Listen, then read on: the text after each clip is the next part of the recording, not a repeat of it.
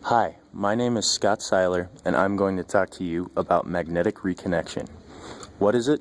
How do we study it? And why do we care?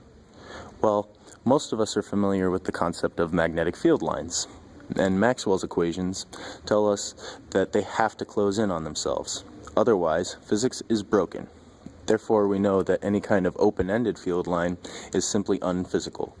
We also have the theory of magnetohydrodynamics, which, for the ideal case, describes any plasma interaction with a magnetic field to be akin to the behavior of beads on a string.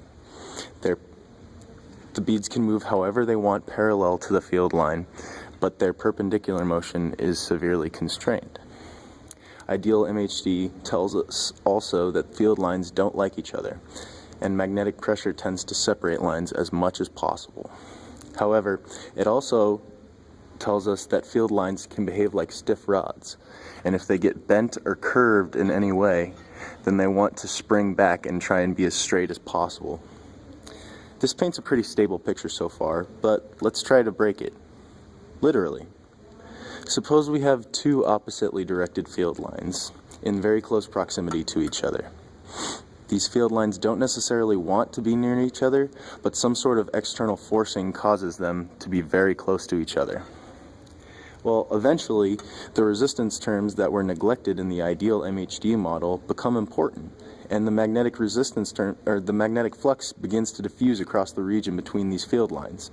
Eventually, the stress in this region becomes too overwhelming for the field lines to maintain their configuration, and something incredible happens.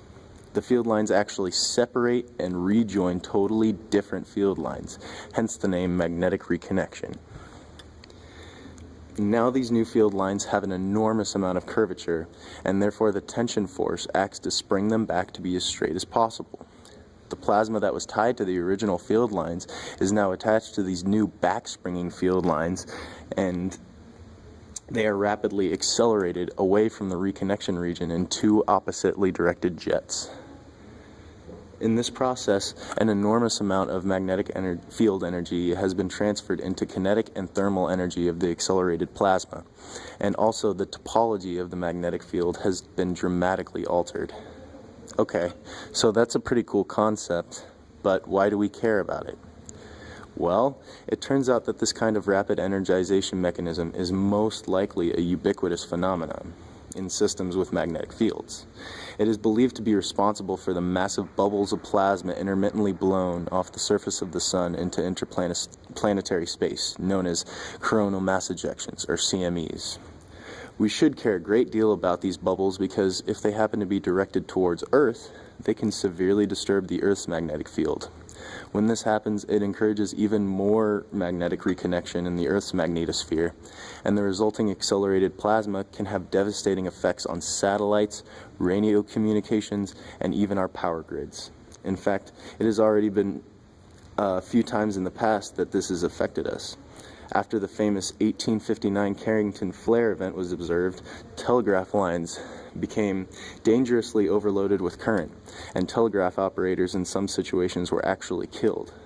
More recently, a geomagnetic storm in 1989 induced large currents in some power lines in Quebec, and power became knocked out for millions of customers across the province for at least 9 hours. Clearly, this is a potential natural hazard that we really can't afford to ignore.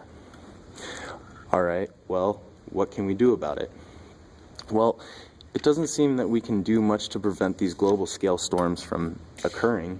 However, we can't, just in the same way that we can't stop the weather, we can still try to predict it so that we can brace ourselves for it and incur as little damage as possible.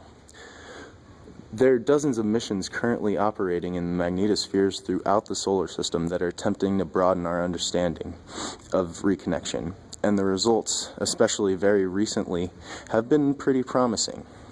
However, this is still a relatively new field, and there is much to be left to be learned about it.